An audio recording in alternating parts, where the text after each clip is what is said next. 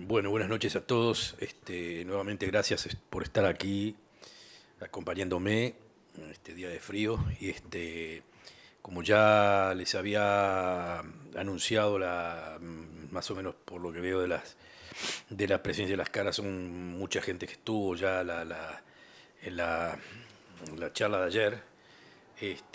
Así que más o menos ayer yo había abierto mencionando de que en realidad estas eran dos conferencias en una, ¿no? Porque el tema es un tema que estoy abordando últimamente, digo, académicamente, en el sentido de que digo, estamos en procesos de investigación en temas que son, no son ajenos digamos, al debate público, ¿no? No son ajenos al debate público. Faltan, quizás, también han sido teorizados de cierta forma, y en la teorización de estos temas, bueno, yo tengo ciertas discrepancias, es por eso que en materia, digamos, de lo que mi aporte puede ser a esa discusión, es poner lo que se llama un ángulo diferente al debate, ¿no? Eh, para ponerlos, digo, para ponerlos en, si quiero poner, en línea del asunto. Este, para la gran mayoría de los judíos que tratan el problema del antisemitismo, generalmente judíos israelíes, entre otras cosas, pero también judíos que no son necesariamente israelíes, hay una beta muy clara, o una intención muy clara, con justa razón también, ¿no? De marcar el antisemitismo y sus consecuencias, ¿no? Obviamente cuando hablamos de las consecuencias está el holocausto, ¿no? Como un hecho particular en sí mismo. O sea, uno puede hablar de racismo, uno puede hablar de discriminación, uno puede hablar de una cantidad de cosas. Dentro de la discriminación, dentro de las cuestiones de racismo, dentro de todo, que no es solamente contra judíos, ¿eh? Se ha discriminado a muchísima gente, ¿no? Digamos, la historia de la civilización occidental está basada quizás en la discriminación y está basada en cierta forma en el racismo. Bueno, dentro de eso, obviamente pagaron el precio los negros de África y en cantidad de otra gente más, indios, indígenas, en fin, etcétera, etcétera. Dentro de ese marco, el, el racismo antijudío toma un cariz que supera todo. O sea, llegó lo que se podría decir la crisis de la civilización con el holocausto. ¿Eh? O sea, nuevamente, matanzas hubieron, matanzas de americanos contra indígenas hubieron muchas, los negros de África fueron de alguna forma u otra colonizados y asesinados, de todo, el racismo existió, pero ese punto culminante, digamos, del antisemitismo, más que el antisemitismo y el holocausto. Pues el antisemitismo si quedaba solo sin holocausto, podía ser un párrafo más, digamos, de la cantidad de racismos y discriminaciones que daban vuelta por el mundo, que hubieron muchos también antisemitas o antijudíos, la forma que lo quiera llamar uno, existía en el catolicismo, en fin, etcétera, y también hubieron dentro de ese juego pogroms contra judíos de alguna forma u otra, pero la canalización de todo ese asunto en algo tan fuera del planeta como fue el holocausto, daba para pensar de que esto es algo, esto es único. Por eso, cuando se estudia los estudios del holocausto, ¿eh? Y cuando gente como Friedlander en Tel Aviv en su momento y después seguido por otra cantidad de gente empezaron los estudios del holocausto y a tratar de analizar la conexión del racismo, antisemitismo, nazismo y finalmente holocausto, trataban de tomar en cuenta este párrafo que es dentro de los asesinatos que hubieron en el mundo, esto fue el punto más culminante, y el other, lo que se dice, el otro, el representante de lo que era lo otro en la civilización, es decir, el judío, pagó el precio de ese momento tan significativo que prácticamente lo siguen analizando hasta el momento, ¿no? Claro que el momento fue tan significativo, y la matanza tan significativa, y la forma de ser tan significativa, y el lugar de donde vino tan significativo, porque no olvidemos que eso hay que tomarlo en cuenta también. Estamos hablando de Alemania, era uno de los países, si no el país más civilizado en esos momentos del mundo, ¿no? O por lo menos con el carácter más civilizado. Cuando un alemán tiene que hablar de lo que es ser alemán y su pasado, en fin, etcétera, etcétera, tiene que contar a Schiller, tiene que contar qué sé yo, de Goethe, a todo, no puede obviar a nadie, ¿no? En esa civilización la pregunta que se hacía a la gente obviamente era cómo pudo esa civilización y ese carácter tan desarrollado del mundo caer en una barbarie tan criminal como fue el Holocausto, y cómo el ensañamiento con los judíos fue tan grande, y cómo colaboraron en el mundo europeo con ese, de alguna forma u otra, el Holocausto. Por eso que en Israel lo marcan como el Holocausto y sus colaboradores, porque los colaboradores también, que no necesariamente eran miembros del partido nazi y no necesariamente eran miembros de Alemania, sino que estaban por derredor, pero todos de alguna forma u otra colaboraron, y qué más que los judíos polacos lo sintieron en su carne propia, judíos ucranianos lo sintieron en su carne propia. Estos no eran rarios, no eran alemanes, inclusive fueron atacados por alemanes, pero el asunto del antisemitismo y la colaboración con el asesinato de los judíos, colaboraron todos. O sea que el problema del judaísmo con Europa es un problema que daba para pensar como algo único y total. Ahora, ¿qué es lo que pasa? La historia va corriendo, y cuando empezaron los debates sobre la relativización del Holocausto, pasó algo muy interesante. Decía, ya no hablo del asunto de la negación del Holocausto, que esos eran ya los burdos. Hubieron gente muy burda como Faurisson, el francés, que podía salir con declaraciones como que el Holocausto no fue lo que fue, en fin, una cantidad de cosas, y gente media burda que empezaba de alguna forma u otra a analizar si en las cámaras de gas podían entrar tanta gente o tanta otra, en fin, que no fueron tanto el número.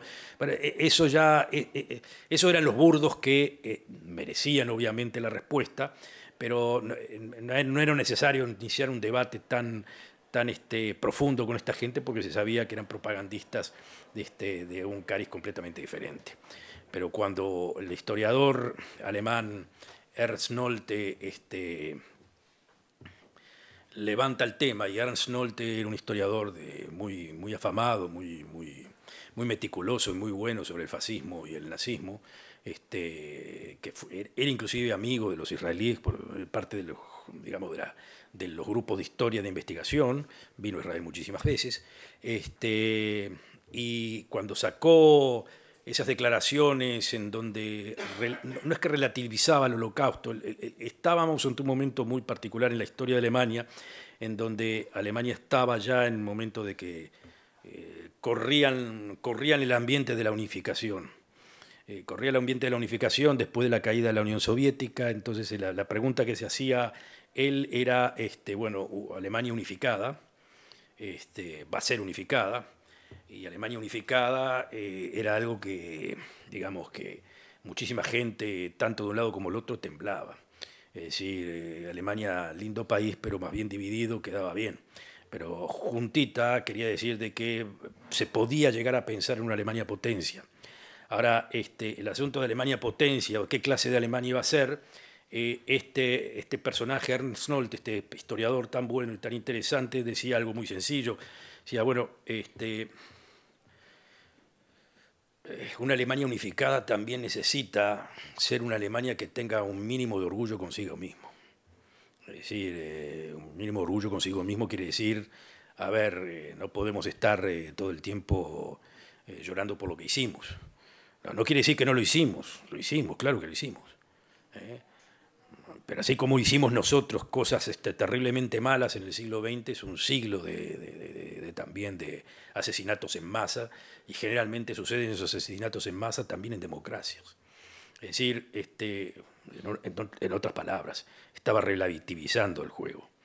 O estaba diciendo a los israelíes, por ejemplo, a los historiadores israelíes, miren que sí, el Holocausto es muy importante, yo no lo voy a negar, no me voy a poner a discutir con ustedes cuántos murieron en las cámaras de gas, absolutamente no. Eso es cierto y es nuestra culpa, pero, a ver, nuestra culpa, pero, a ver, ese pero ya marcaba una tendencia.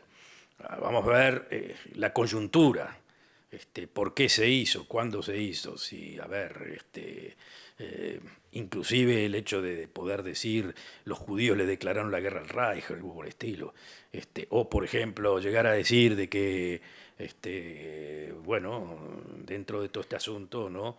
Nosotros no podemos borrar la historia esta del Holocausto, pero como ya les digo anteriormente, esta historia del Holocausto está marcada también por muchos otros holocaustos que hubieran dado vuelta y bueno, si nosotros hicimos esto, los americanos hicieron en Vietnam y los otros hicieron acá, y a ver el diálogo o esta, digo, este análisis de comparación entre Hitler y Stalin, a ver, sí, bueno, sí, Hitler sí hizo, pero Hitler tuvo un precedente, este presidente se llamaba Stalin, y Stalin antes de que Hitler haga lo que hizo ya también había matado como 20 millones en los kulaks y toda esta cuestión, o sea que eran como primos hermanos. A ver, vamos a entender esto entonces. Entonces en ese juego de relativización ponían en jaque a más de uno porque quedaba el asunto de que, bueno, sí, muy bien, Hitler, sí, una condicionante especial, Stalin era un asesino de primerísima línea y aparte de todo había sido un antisemita de primerísima línea. Ese era, sin demasiado remordimiento. Stalin no era un antisemita ideológico, era un antisemita de sentimiento nomás, no le gustaba a los judíos demasiado, ese es el asunto, y mató varios judíos, mató varios, mató muchos. Pero lo que pasaba era un problema, un pequeño problema, desde el punto de vista conceptual, que ese mismo Stalin había salvado muchísimos judíos, más bien que salvó muchísimos judíos. O sea, salvó muchísimos judíos por un simple hecho. No porque quería salvar judíos, pero porque entró en la guerra mundial. Porque entró, o sea, ¿qué quiere decir? Hizo pacto con Stalin, hizo pacto con Hitler, después se dio vuelta, pero en definitiva la resistencia rusa, la resistencia soviética, fue un pilar importantísimo en lo que se puede llamar el fin del nazismo.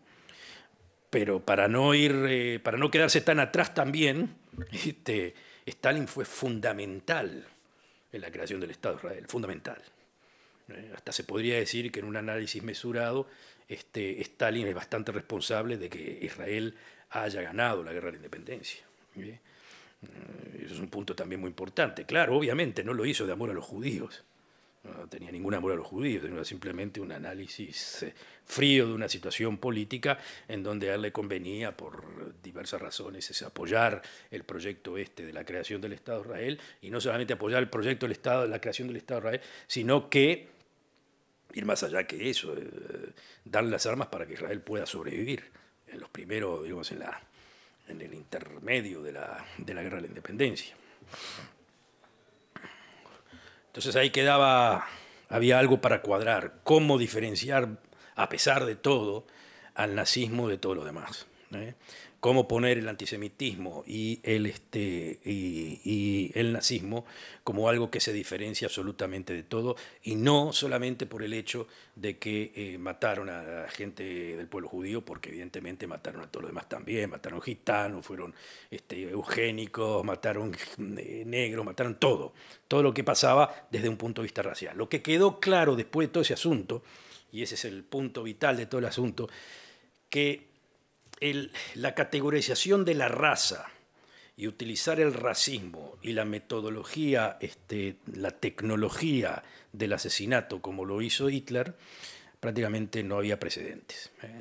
Era la ideología racial, el término racial, el ideologizar absolutamente el concepto de raza, ponerlo en una categoría en la cual no hubiese salida. Y quería decir algo muy interesante este asunto. ¿Qué quiere decir cuando uno categoriza la raza y la pone como que no hay salida de eso? Y que usted no se puede ni siquiera rendir. No puede rendirse. Usted no puede decir, ¿saben lo que? Me paso para el lado de usted. Yo también quiero colaborar con esto. Con este proyecto que ustedes tienen.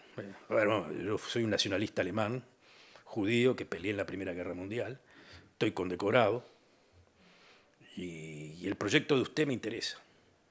Quiero unirme a eso. Bueno, ese tampoco está, ese también va al campo de concentración.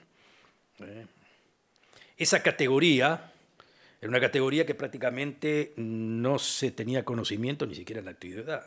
O sea, sí, había matanzas y todo, pero no era el asunto de que no quiero decir de que se aceptaba en el pasado, que se aceptaba gente que se rendía, los ejecutaban, podían ejecutarlos también. Pero esta categoría de raza que impedía tan siquiera el pasaje de un lado al otro era algo bastante novedoso y que a pesar de eso, y que más que eso, implicaba que el que no estaba dentro de la categoría de la raza tenía que ser exterminado, de acuerdo a los niveles que tenía dentro de la categorización racial. O sea, si uno caía dentro del campo, digamos, de los ucranianos y polacos y eso, pasaba a ser un servidor, digamos, porque la idea de Alemania era esa, digamos, de que tenía el espacio vital, en donde ahí sería la producción, los esclavos, y después iba reduciendo a las razas que eran completamente inferiores, en donde caía la práctica de la raza judía, que la raza judía era vista absolutamente como la oposición absoluta, total, de la etnia alemana, o si lo quieren llamar así, de la raza aria, era la oposición absoluta. Que no podía haber ninguna categoría que los pudiese unir. O sea, la raza alemana era raza, tenía que ser aria, una categoría en sí misma, que tenía ciertas cualidades y ciertas propiedades. Por eso mismo estos utilizaban todo ese pseudocientifismo para poder ver el cráneo, esto, lo otro, de una cantidad de cosas, el rubio alto, en fin, y el otro con la nariz, y ahí toda esa cuestión, ¿no? Que estuvo tan bien desarrollado en el mal sentido de la palabra, ¿no?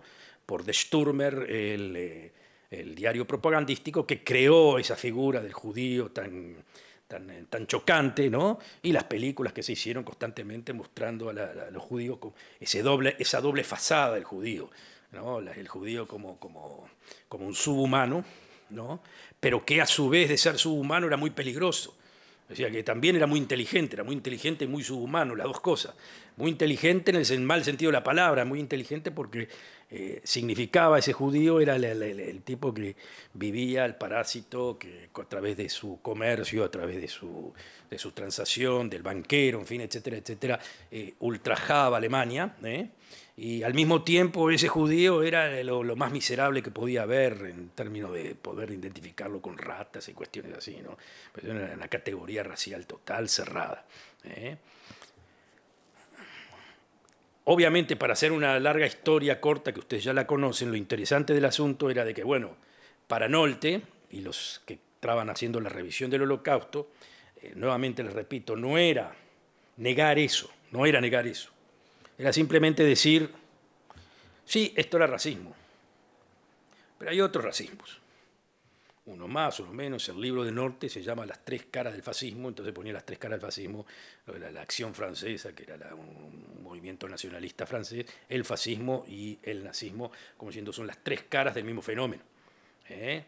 Y si le dejaban un poquito más, podía meter también a Estados Unidos, que podía decir, no, bueno, mire, el racismo es un racismo colectivo, somos todos, todo el Western Civilization, ¿no? La civilización occidental somos racistas.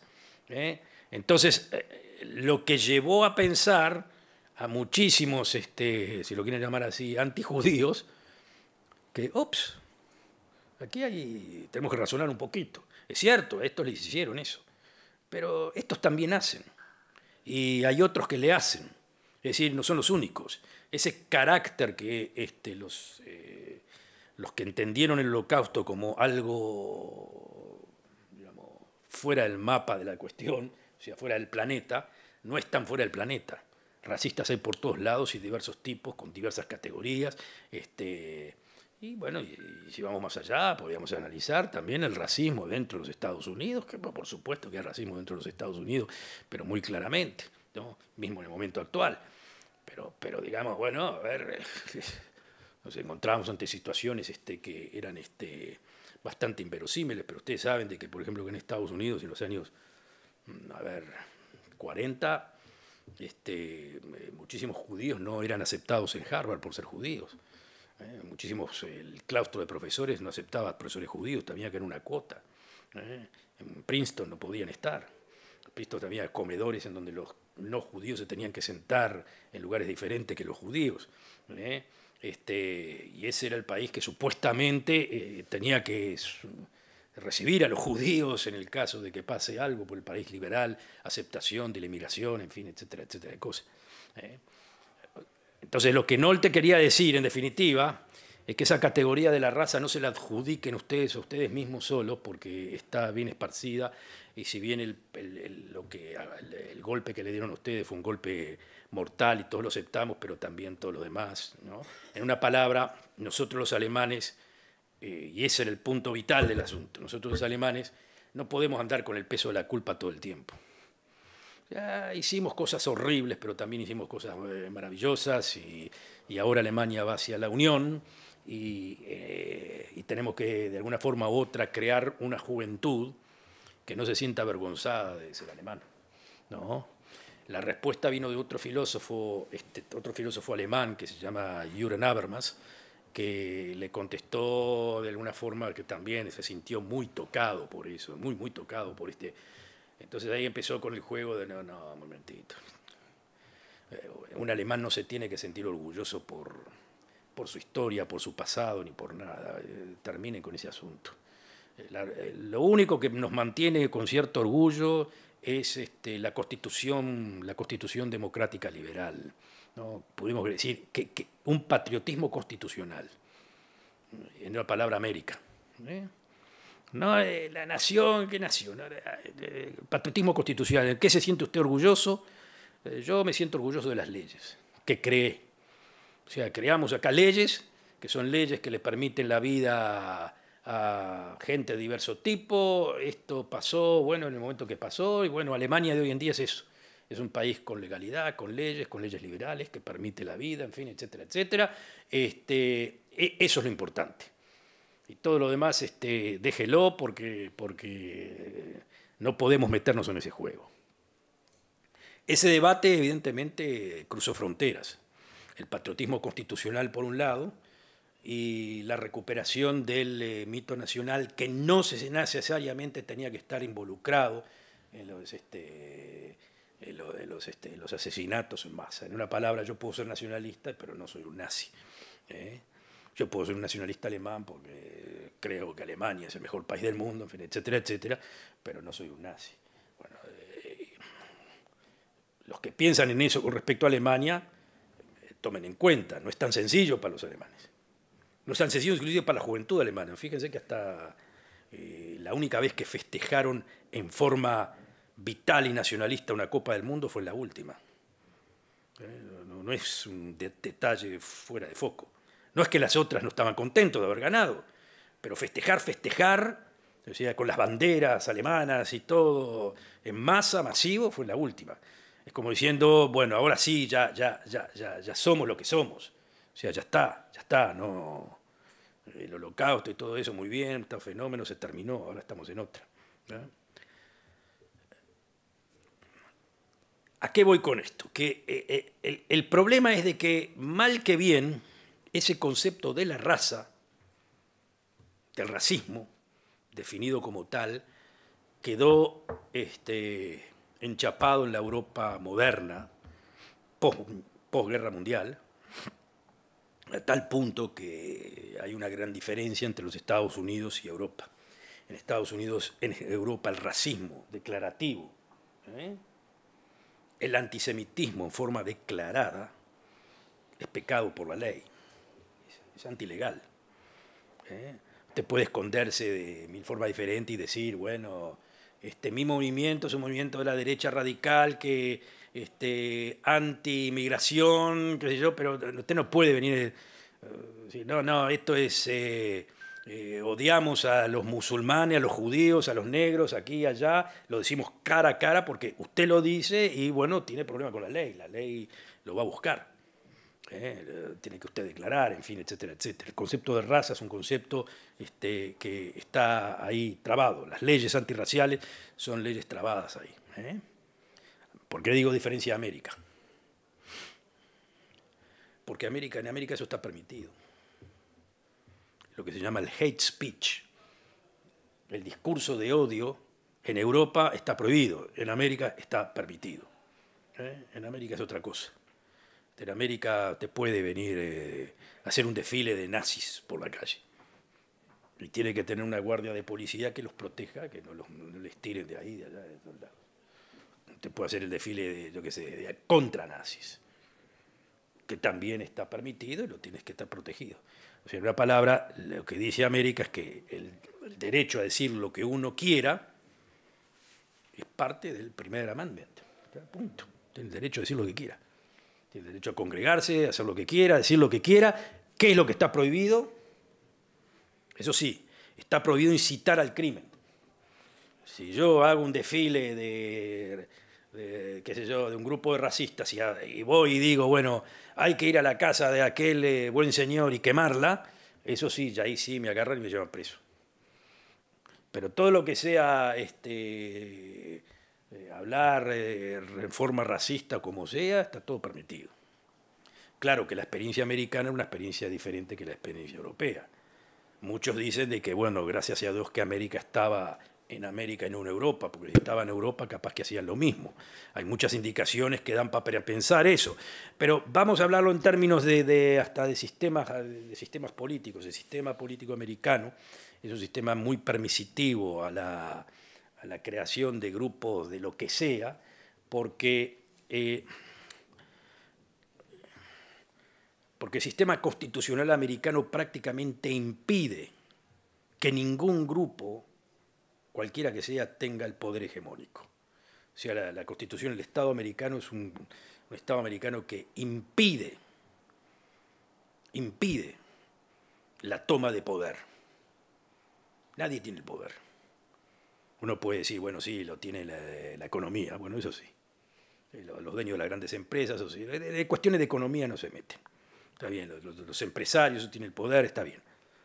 Pero fuera de la cuestión económica, grupos de interés en términos de grupo étnico, de grupo esto, grupo lo otro, religión, lo que sea, todo eso, ninguno toma el poder.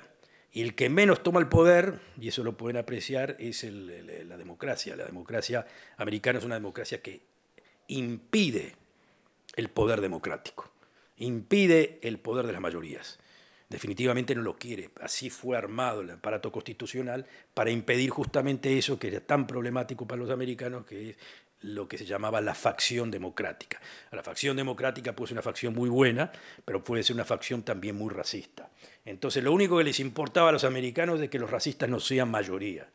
Mientras sean un grupo acá y otro grupo de judíos y otro grupo de negros y otro grupo de musulmanes y otro grupo así, y todo marcado bajo el sistema constitucional y todos tengan que trabajar y ganarse el dólar, todo lo demás es superfluo.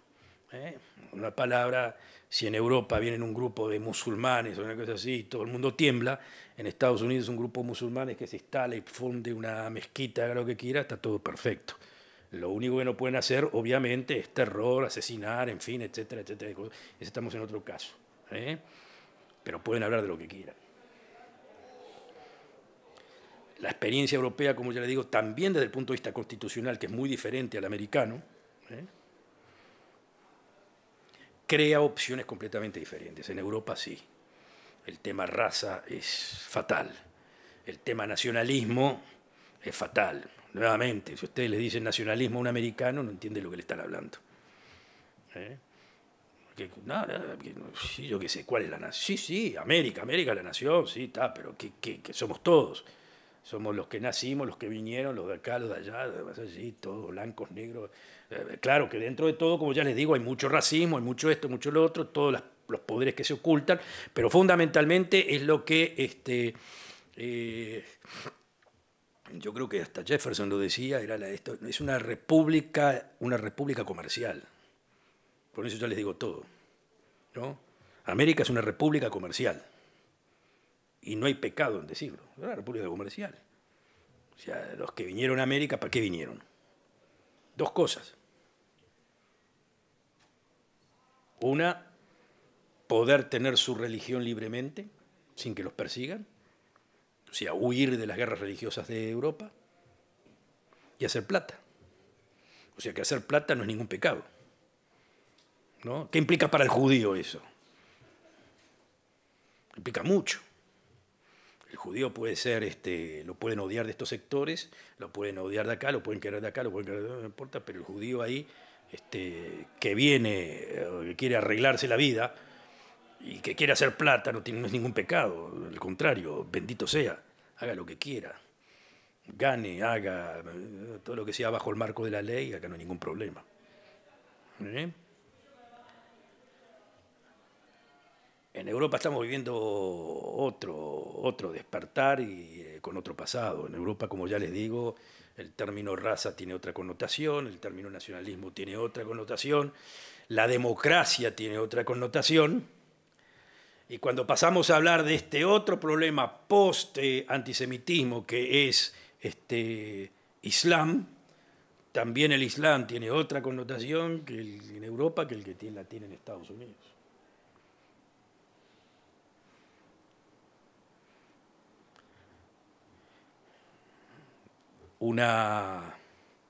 Como que se dice, un comienzo refrescatorio, si lo quieren llamar así. Cuando fue el asesinato de Charlie Hebdo, ¿no? de la famosa revista de caricaturas, todo el mundo estaba obviamente muy apenado y todo el mundo salió en contra del asesinato, todo el mundo, ¿no? Pero hubo un detalle. La gente en las calles en París salieron ¿con qué? Con los carteles de Je suis Charlie. ¿No es cierto? Je suis Charlie. Pero ustedes inmediatamente notaban que ese Je suis Charlie no calzaba bien en los anglosajones, y especialmente los americanos. Los liberales americanos inmediatamente, de alguna forma u otra, se trataban de abrir ese Je suis Charlie. No, je ne suis pas Charlie. Es decir, ¿qué quiero decir con esto? Es decir, que estoy muy en contra del asesinato. Eso es obvio. Pero decir que yo soy Charlie quiere decir que yo estoy más o menos de acuerdo con el mensaje que quería dar Charlie Hebdo. El mensaje que quería decir Charlie Hebdo era un mensaje ¿cómo es que se dice?, de rebelión o de insultar de alguna forma u otra a diversos establishments, al establishment político, un ataque a la Iglesia Católica muy desenfrenado, en fin, toda una cantidad de cosas, y también al Islam, a los judíos también. Pero eran muy cuidadosos en cómo hacían las caricaturas y cuestiones así. No hacían lo que estaba impedido hacer. Tampoco lo querían, porque ellos se definían antirracistas. En una palabra, ellos no iban a poner la imagen del Stürmer de un judío. Tampoco iban a poner la imagen de un negro musulmán o digamos, no iban a buscar ese ángulo. Pero sí podían poner la imagen quizás del Papa, podían poner la imagen de Mahoma, podían quizás poner la imagen de Cristo, podían poner la imagen de Abraham Avinu, de algún rabino especial, alguna cosa así, muy puntual, en donde el mensaje era claramente, señores, yo tengo todo el derecho a insultar a la religión. La religión es mala. Ahora, claro, ustedes se dicen, pero la religión es mala. Y bueno, ¿qué hay de nuevo para los franceses? Si los franceses es eso. La República Francesa básicamente es un insulto a la religión. Lo agrando, pero básicamente es eso. O sea, no es la misma separación que hay en Estados Unidos. En Estados Unidos hay separación de Estado y religión, y en Francia hay separación de Estado y religión. Pero en Estados Unidos es separación y friendly to religion, o sea, separación y amigable a la religión. En cambio, en Francia es separación y no amigable a la religión. Es decir, el concepto de laïcité en Francia es un concepto que acá probablemente lo entiendan muy bien, porque básicamente es eso, lo que estudiaron en la escuela pública. Es la escuela pública. ¿La escuela pública qué? La escuela pública secular, como que se dice, gratuita y obligatoria, laica y obligatoria, ¿no? Así crearon el Estado francés republicano, con eso, con la escuela, que obviamente, ¿qué quiere decir? Llega a grados de ridiculez, pero bueno. Entonces ustedes se preguntarán, bueno, ¿qué pasa con ese asunto? ¿Qué pasa con ese asunto? Porque eso es tan grave. Claro, el americano que mira al francés, lo mira, ustedes están absolutamente out of mind. Hay como que se dice una guerra, la guerra, yo digo, la guerra conceptual, la guerra ideológica no es hoy en día entre el mundo occidental y el Islam, es entre el liberalismo americano y el liberalismo francés, o si lo quieren llamar, entre el liberalismo anglosajón y el republicanismo francés. En eso se está debatiendo el mundo occidental hoy en estos momentos. Ese es el debate. El liberalismo americano, anglosajón, es un liberalismo más multicultural, y el liberalismo francés es un liberalismo en donde no quieren saber de nada con el multiculturalismo. Y entonces la pregunta es qué pasa con ese culturalismo y cuál es la diferencia entre este debate contra el multiculturalismo que lo hace diferente del racismo. Los que dicen del multiculturalismo, atacar al multiculturalismo es lo mismo que el racismo, vienen generalmente de áreas que hoy se podrían llamar los de muy izquierda, inclusive muy izquierda, pro-musulmán, etcétera, etcétera, etcétera. Y los que hablan del otro sentido son los que están en contra, como diciendo, no, nosotros como judíos sufrimos racismo, no sufrimos multiculturalismo, sufrimos racismo. El problema multicultural no era un asunto nuestro. ¿Por qué no era un asunto nuestro? Porque el judío venía, se quería integrar, los querían integrar, y fue lo mismo que dije anteriormente en la clase pasada. ¿Cuál era el asunto? ¿Cuál era el concepto francés por definición? La asimilación. ¿No? ¿La asimilación qué quiere decir?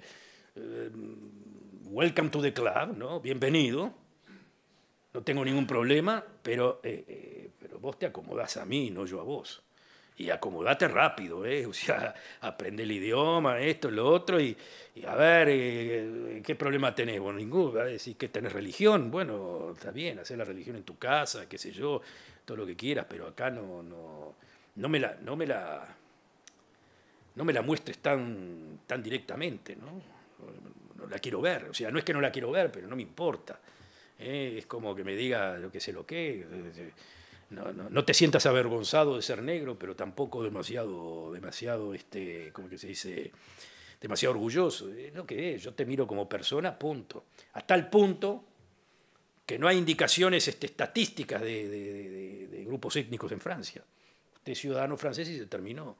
Entonces, ¿usted vino de dónde? Del Magreb, usted vino de que usted es musulmán, judío. No, eso no lo anotamos, no existe. Usted es ciudadano y punto, te vemos como ciudadano y ya se acabó. Cuando empezó el debate multiculturalista, dijo algo diferente, dijo, cuidado, cuidado con las piedras. Está muy bien el asunto ese, pero a la gente hay veces tiene un bagaje cultural. Si uno no respeta el bagaje cultural de la persona, esa persona se va a sentir muy mal. Es decir, si yo soy judío y me miran, no me dejan de alguna forma u otra manifestar ese judaísmo, me puedo sentir muy mal. Claro que ahí estaba el problema, que el judío no se sentía mal con eso. Ese es el gran problema en el concepto. Por eso el judío no entraba en eso.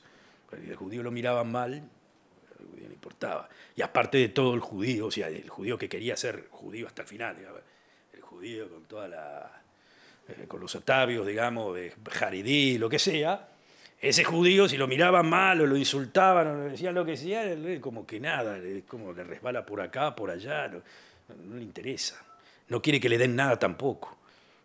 Lo dejen vivir en su zona y a otra cosa. No tiene exigencias. No se siente orgulloso. O sea, se siente orgulloso, pero no te lo tiene que demostrar.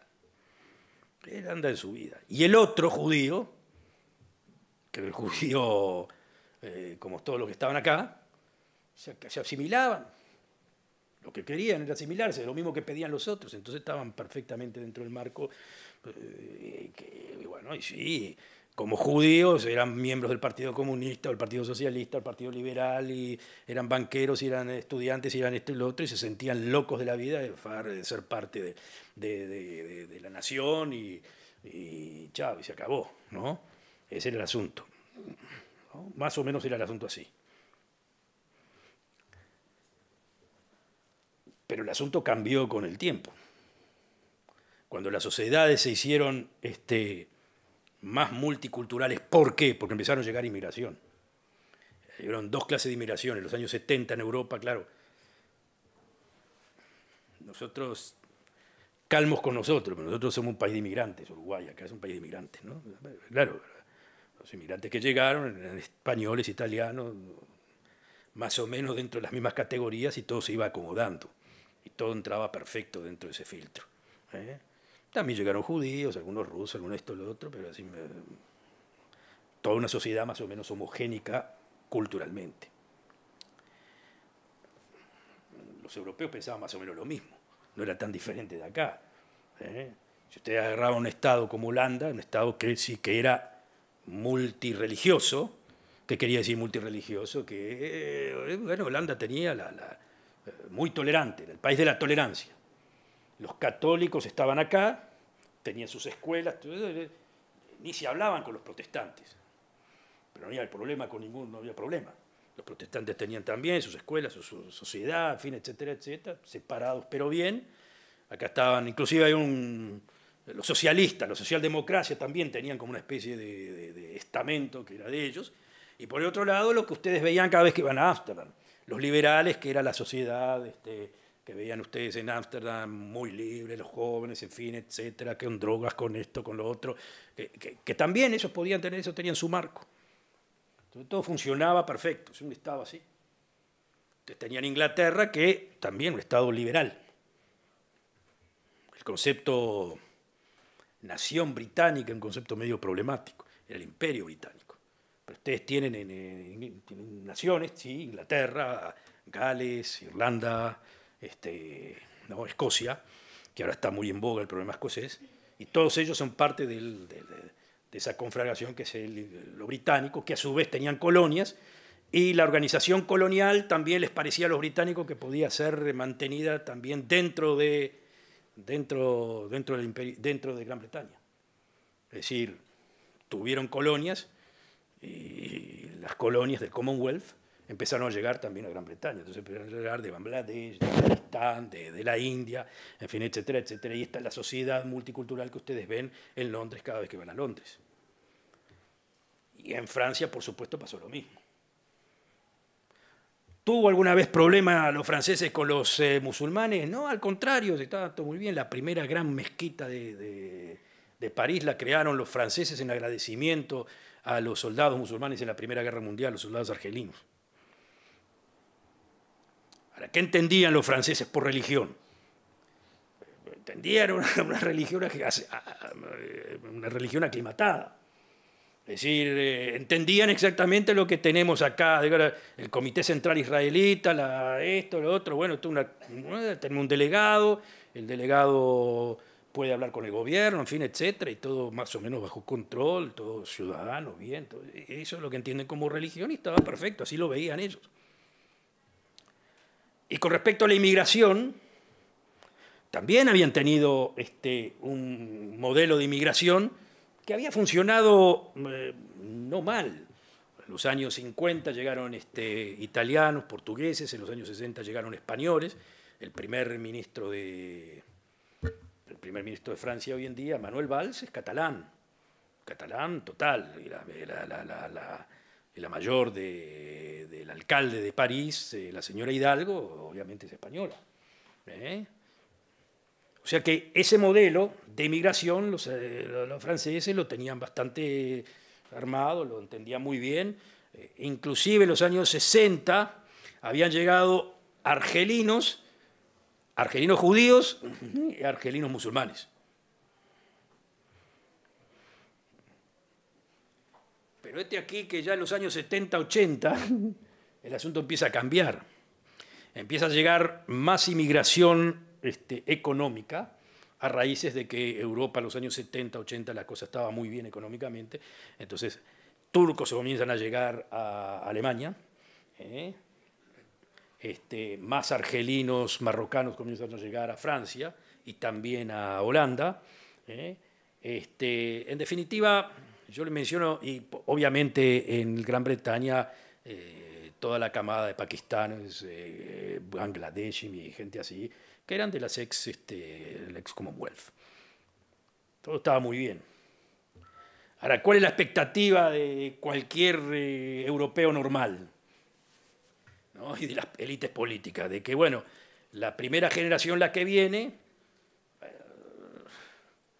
viene sin pretensiones y a matarse, a trabajar. ¿Sí? Como cualquier latino que cruza el río Bravo para llegar a los Estados Unidos. ¿Cuál es el cálculo de cualquier latino de Guatemala o de México que cruza Ciudad de Juárez y se vaya al desierto a ver? Va a casi una acción de suicidio. Y el cálculo es clarísimo: 7 años esclavo, y después del 8.º año más o menos ya empezamos a tener la pequeña casita en Arizona y un cochecito, y me aseguro de que mis hijos van a estudiar más o menos bien, en definitiva, libertad. En Europa más o menos ese era el mismo cálculo: vienen, quieren trabajar, todo fenómeno. Ahora, ¿qué pasaba? Que los que sorprendieron no fueron los inmigrantes, la segunda y tercera generación. Esos sorprendieron. Y especialmente esa segunda y tercera generación de musulmanes, y no de otros. La segunda y tercera generación de españoles o de portugueses o de italianos o lo que llegan ya eran franceses total, como Emmanuel Valls, como el mismo Sarkozy, hijo de húngaro, en fin, como todo.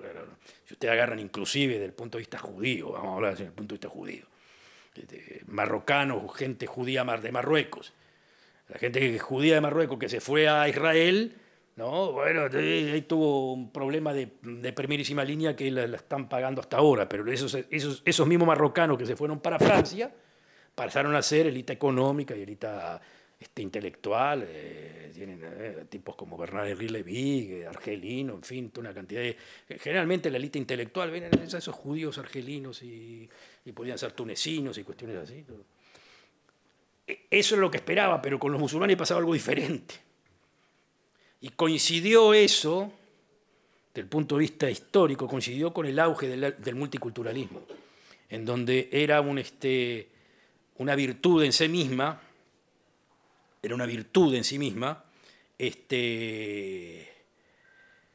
decir: no, yo no me asimilo. A mí me tienen que respetar como soy. Esta es mi identidad, punto. Que está bien. Pero el problema era cómo se manifestaba esa identidad. Y la forma en que se manifestaba la identidad de los musulmanes, y por eso empieza la islamofobia, y esto estoy hablando inclusive antes y al margen del terror, el terror asociado a los musulmanes. Suponiendo que no haya terror, también esa gente iba a crear un problema, que era un problema que yo no sé si es problema de ellos o el problema de los otros, pero es un problema de incompatibilidad o de compatibilidad muy limitada.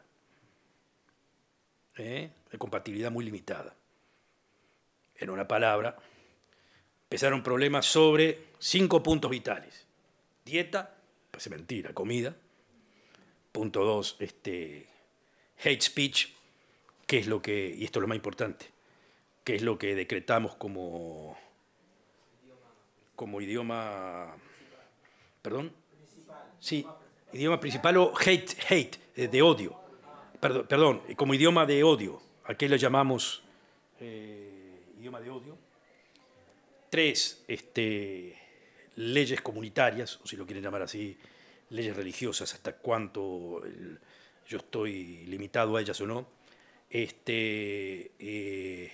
excepciones en casos de vestimenta y días de trabajo, en fin, toda una serie de cosas que para los musulmanes, que no miraban a Europa directamente como Dar el Harb quiere decir el campo de lucha. No es un lugar que tenemos que conquistar con espadas. Pero lo definió ese famoso intelectual musulmán, Tariq Ramadan, como Dar el-Shahaba, que quería decir directamente el lugar de convencimiento de un diálogo intercultural que supuestamente en el caso más moderado quería decir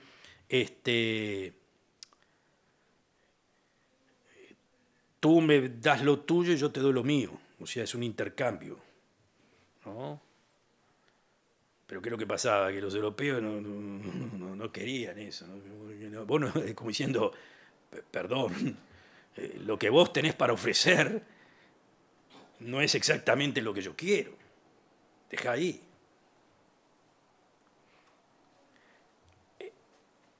En una palabra, el conflicto empezó. Si ustedes ven Abuelo de pájaro, yo mencioné algunos ahí en la clase pasada, mencionaba, por ejemplo, el conflicto de la comida halal en Dinamarca, el conflicto de la comida halal en Francia. De repente se encontraban que las carnicerías vendían solamente la carne halal o la carne cortada de acuerdo al criterio musulmán, que es como el kasher, digamos, es la ejecución ritual del animal, ¿no? Y que tiene que tener un sello especial. Entonces de repente ahí no aparecía el sello especial. Ahora, ¿por qué lo hacían? Por una cuestión económica. ¿Qué quiere decir una cuestión económica? Que yo no habían lo que se dice Shoiget Goim, ¿cómo es esto? No habían matarifes, porque el matarife normal quería estudiar, no había jóvenes que querían seguir esa profesión, pero en cambio los musulmanes todos quieren hacer esa profesión. Entonces lo que había era esa profesión, entonces los supermercados, los que vendían la carne, no podían les salía demasiado caro crear este sistema y el otro sistema. Entonces les resultó más fácil decir, bueno, si tenemos un 20%, 30% o 10% de población que come esto, y no queremos perder ese mercado, mejor ponemos todo así. Con los otros igual no se dan cuenta, ¿no? Entonces, si los otros no se dan cuenta, ¿qué quiere decir los otros no se dan cuenta? En el momento que alguien se dio cuenta, levantó la voz. Y entonces la pregunta era, bueno, ¿y a vos qué te importa? No, ¿qué te importa si comes esta carne y no la otra? Ah, bueno, pero ahí entran las derechas radicales, que es el momento de la derecha radical, que levanta la voz y dice, no. ¿Y qué pasa con los otros que no son derecha radical? ¿Entienden el mensaje? ¿Qué quiere decir entiende el mensaje? Si usted es un conservador en el gobierno, Sarkozy, o un socialista en el gobierno, Hollande, usted no puede dejar que esto ocurra.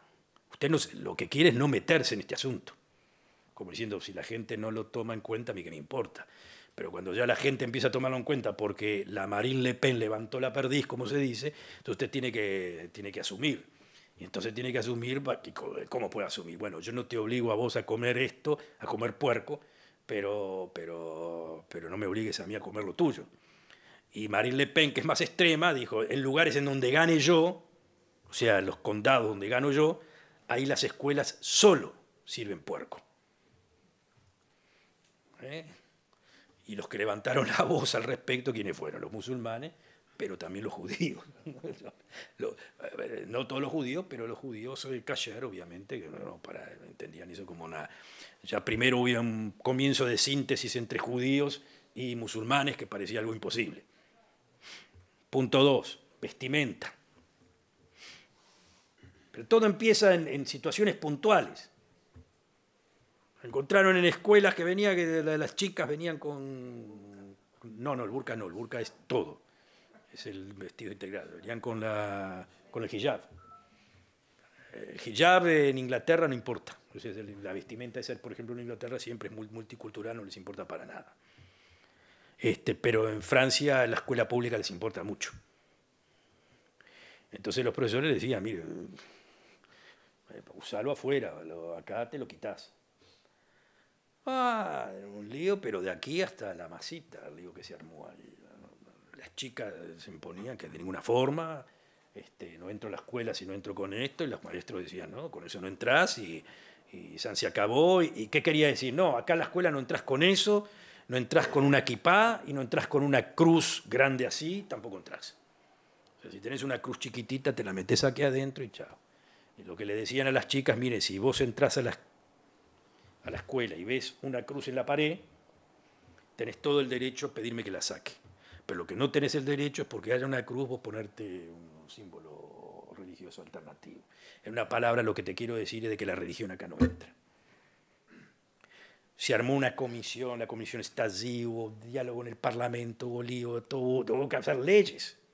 Y ahí surgió la famosa ley de laicité, que venía decretada justamente a eso, que no entran chicas, y la tesis central era, que era también bastante real, que había como una presión a las chicas por parte de los chicos musulmanes de no rendirse al establishment. Las obligaban a tener hijab. Había algunas que no, pero había otras que sí. Entonces, para cortar por lo bajo, dijeron, no, acá nadie va a sufrir obligación de nadie. Pero del punto de vista conceptual, lo que quería decir era algo muy interesante con respecto al liberalismo americano. Acá entra un detalle importantísimo en términos de teoría política. Los liberales americanos nuevamente dicen,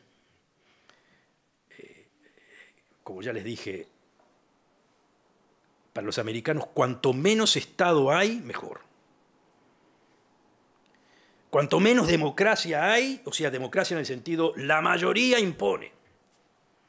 Cuanto menos de eso hay, mejor. Por lo tanto, la democracia americana es organizaciones civiles, grupos religiosos, ¿no? Todo eso dele libertad a eso, que eso es lo que bloquea. Un americano no quiere saber del Estado. Cuanto menos, mejor. Que no me meta la mano en los impuestos, cuanto menos haya, mejor. Y esa teoría funcionó bien cuando en los años 70, 80 el Estado era un Estado problemático, era el comunismo, era el Estado autoritario, era todo, como diciendo, no, miren, Estados autoritarios no, porque rompen en la sociedad civil, empezó toda la teoría de la sociedad civil, ¿no? Y ahí los que quedaban un poco relegados eran los franceses, porque los franceses eran muy estatalistas, democráticos pero estatalistas. Y lo que estaba pasando ahora es la reinversa. Es como decir, bueno, ahora no, ahora es el Estado que tiene que ir a ver qué pasa en los grupitos esos comunitarios y religiosos y cuestiones, a ver qué es lo que pasa. No, a ver, ¿cómo educan ustedes a las mujeres? ¿Cuál es el derecho de la mujer? Y ahí empezó otro debate que se ajusta ahora a toda la tendencia que rompe todo rompe todo el plato y toda la mesa. No solamente el derecho de las mujeres, sino el derecho de los homosexuales, el derecho de las lesbianas. Opa, ahí entramos. Entonces está muy bien, derecho, todo derecho. Pero te va un grupo religioso a decir, a ver, ¿cuál es el derecho de las lesbianas? Y el grupo religioso, no aquí. Entonces usted no se meta, el Estado no se meta. No, sí, el Estado sí se mete. ¿Y desde cuándo el Estado le importó el derecho de lesbianas o de homosexuales? Ese es el asunto. Bueno, el Estado le empezó a importar el derecho de esto y esto y lo otro desde el momento que vio, a raíz del multiculturalismo y especialmente a raíz de los musulmanes, que aquí había un problema. O sea que indirectamente los musulmanes le hicieron entender al Estado que tenía que intervenir y ponerse la toga de liberal, porque defender el derecho de las homosexuales, de lesbianas, de mujeres y de lo que sea, es un derecho elemental. Y eso también saltó a los Estados Unidos ese asunto. Miren hoy en día. La Alta Corte de Justicia votó el derecho del matrimonio homosexual y eso y lo otro. Ahora, claro, eso choca con el derecho a libertad religiosa. ¿Qué quiere decir choca con el derecho a libertad religiosa? Choca en el sentido de que, como yo lo expliqué creo que la vez pasada, si usted tiene un negocio de flores y usted es un protestante duro. Y si viene una pareja de homosexuales a pedirle que usted le venda las flores para el casamiento, él tiene el derecho de decir, mire, yo no le vendo homosexuales. Ahora ya no puede decir eso, no le tiene que vender. Porque el derecho a la igualdad va a privar sobre el derecho que es fundamental en Estados Unidos, que es el derecho religioso. Ahora, no solamente con eso tiemblan musulmanes, también empezaron a temblar las comunidades judías, especialmente las comunidades judías más ortodoxas. Ya en San Francisco se vio casos de la cuestión de la circuncisión y ese asunto, que usted le preguntaron al niño, qué sé yo. ¿Cuándo le preguntamos al niño? ¿Cómo es eso? Ahora, ¿por qué vino eso nuevamente? Por el asunto de la circuncisión a mujeres. Porque si le hacen circuncisión a mujeres y eso está prohibido, también tiene que ser circuncisión a hombres, que también está prohibido. El asunto de la circuncisión de mujeres es de solamente un sector muy pequeño de musulmanes, pero en algunos sectores de Nigeria, África, había una chica musulmana, Irsi Ali, que se hizo muy famosa, que era una somalia que pasó la circuncisión femenina y la hicieron casar después con yo creo, no sé si con un tío, una cosa así. Se escapó y llegó a Holanda, y desde el momento que llegó a Holanda, se convirtió en la voz patente del anti-islam, ¿no? Ella junto con Theo Van Gogh, que fue asesinado, que era un nieto del famoso Van Gogh, hicieron una película anti-islam, que el mensaje de ella era había que parar a estos. Pero no terroristas, a estos quiere decir a los grupúsculos musulmanes que querían vivir su vida en Europa de acuerdo a su tradición. No los dejen, no los dejen. Ese era el mensaje. Para los holandeses fue un golpe eso, porque los holandeses nuevamente en ese juego, digamos, de transar entre todas las partes y ser tolerante con todos, no podía soportar eso, la echaron a la larga. Ella fue diputada y después que terminó de diputada le encontraron una cuestión en la ciudadanía y la echaron. Se fue para Estados Unidos. Pero lo que pasa es que los holandeses en ese juego la echaron a ella, pero el mensaje de ella fue aceptado. La derecha radical en Holanda es una derecha radical que más o menos se ajusta a lo que dice ella. Y miren qué interesante, cuando viene una derecha fascista, en donde el líder haya sido el fundador, haya sido un homosexual, Pim Fortuyn. Ese fue el líder, el creador de la derecha racista, si lo quiere llamar así, no es racista, pero digamos antimusulmana, era un homosexual que pintaba el partido de él como un partido que homosexuales, lo que sea, todos son parte. ¿Y qué somos nosotros? No, antimusulmanes. ¿Y qué pasa con los judíos si ustedes están de derecha? Con los judíos, bárbaro, mis amigos, se terminó con los judíos, no hay ningún problema. O sea que se empezó a focalizar el asunto en el Islam, neto. Y por razones, y ahí estaba el gran problema, por eso digo de que si los judíos le crearon un problema a los racistas en Europa a principios de siglo, los musulmanes le crean un problema a los liberales en Europa. No a los racistas ya no les importa. El trabajo de los racistas se los hacen los liberales, porque el problema del Islam es eso, los liberales, porque un liberal, si usted es socialista, digamos, ¿no? Hollande, piensa así, hace el mapa político y dice, bueno, yo quiero el voto de los musulmanes. Está muy bien, yo quiero el voto de los musulmanes, que obviamente me van a votar a mí, y lo votaron en las últimas elecciones, casi un 80%. Pero a su vez, él es socialista, él no puede dejar que el voto de femenino, el voto de lesbianas, el voto de homosexuales, que póngale de alguna forma u otra entre homosexuales y lesbianas sean un 10%. O 8% de la sociedad, que ese 7% se le vaya a la derecha radical. Porque si uno es socialista, humanista, en fin, etcétera, tiene que tener voto de ellos. Y el voto de ellos se lo disputa también la derecha conservadora. En una vez, en el marco de elecciones, los del centro-izquierda, centro-derecha y centro-izquierda, se tienen que disputar el partido entre estos o los otros. Pero desde el punto de vista inclusive más si lo quieren llamar ideológico, de diálogo con grupos determinados. No puede el socialista, no puede un socialista dejar de lado el derecho femenino, no puede. Entonces la pregunta es si hay contradicción en una cosa y en la otra. Por supuesto, porque el mensaje cuanto es más feminismo, más homosexual, más lesbiano, más esto y lo otro, es un mensaje para decirle, ustedes están en offside. Los musulmanes lo ven eso como racista. Y hubo un encaje muy grande de feministas musulmanes, feministas como diciendo, no, mire, yo también soy feminista y quiero arreglar las cosas dentro del marco de la religión, en fin, etcétera, etcétera. Y las feministas más del otro lado le decían, no, que nosotros te apoyamos como feminista, pero vos si te querés quedar en el marco de la religión no hay forma. Ahí te van a tener bloqueada, no tenés forma de salir, no hay arreglo ahí. Te apoyamos, pero no hay arreglo. Y el punto final y culminante, con esto termino, es el asunto del insulto. Los musulmanes, a viento y marea, quieren incluir el insulto a la religión dentro de la categoría de insulto racista, penado por la ley. Y ese es el debate de hoy en día. Los países europeos no quieren bajo ningún concepto.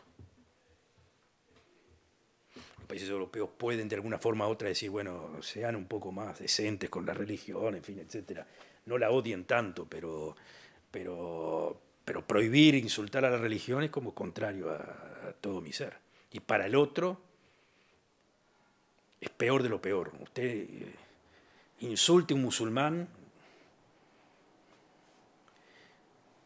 pero insulte al profeta y es exactamente lo mismo que de Sturmer para un judío.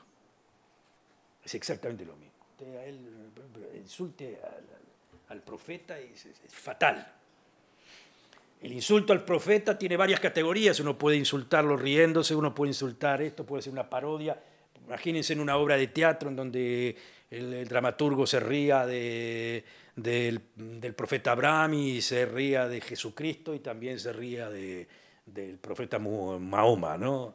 Entonces ahí usted ponga judíos, ponga cristianos, ponga esto y lo otro, y bueno, ¿qué pasa ahí? Los judíos, o algunos se reirán, otros dirán, che, es una burdez y chao, se van tranquilos a su casa. El cristiano más o menos lo mismo, dijo, no me gustó, me voy.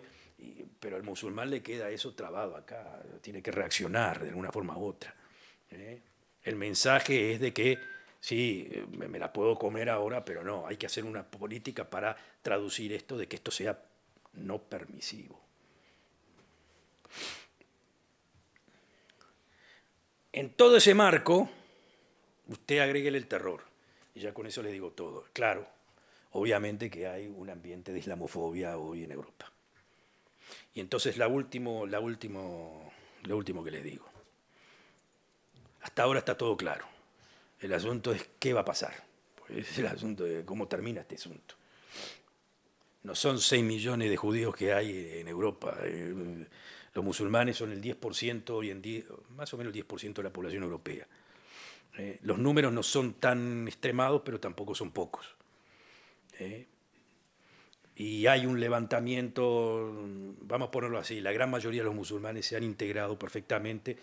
Los jóvenes están en ese periodo de rebelión, de identificación, que no es islam religioso, creo que eso también es un punto interesante. Ellos no entienden nada de religión, ellos lo entienden como identidad, es como una cuestión de identidad.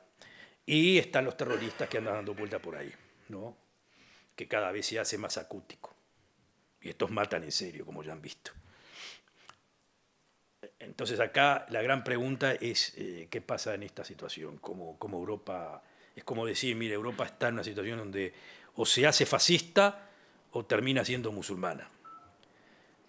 Es una exageración, hay punto medio, pero hay muchos que piensan en ese sentido y ese fue el espíritu del libro famoso de este escritor francés, Michel Houellebecq, que hizo mucho ruido porque justo salió en el momento del asesinato de Charlie Hebdo, en donde la tesis central es como, bueno, no le voy a decir todo el cuento, pero básicamente es como que llega un momento eleccionario en el cual los socialistas apoyan a un candidato musulmán en contra de la derecha radical, es como diciendo que la mitad de Francia, el 40% de Francia es fascista, y el 60% se vuelca a un candidato musulmán, que es un candidato muy moderado, así, todo muy bien, y con eso de repente Francia se transforma, y todo esto que acabo de decir ahora que los franceses no aceptan, lo empiezan a aceptar. Y si usted ve en las calles, por ejemplo, no digo, la base de la población sigue siendo dura con respecto a esto, pero por ejemplo, en ciertos círculos intelectuales, usted ve a veces una cierta americanización, es decir, una tendencia más liberal, déjense de embromar, esto es muy pesado, ¿qué les importa? ¿Qué nos importa que lleven esto, que lleven lo otro?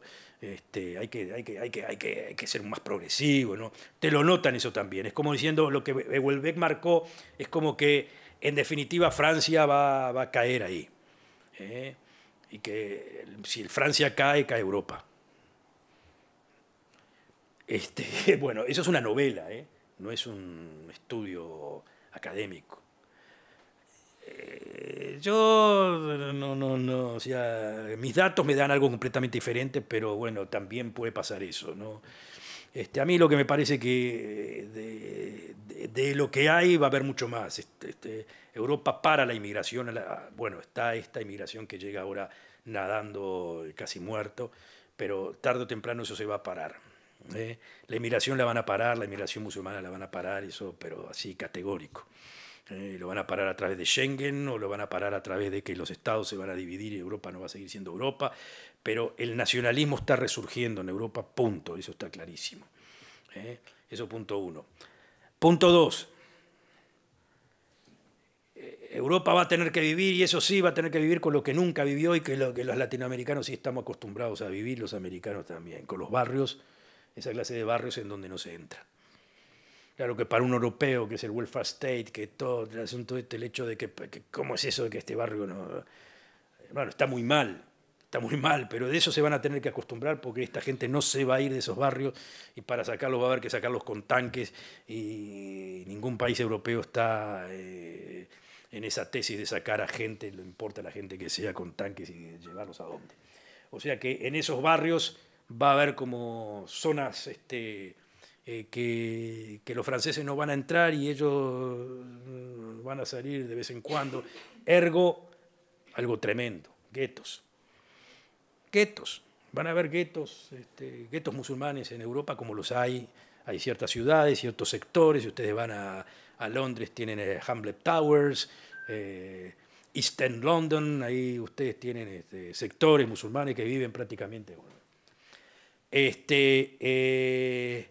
y las leyes que se van a hacer en Europa van a ser cada vez más universales, universales, pero apuntando directamente a lo que más no les gusta a los musulmanes.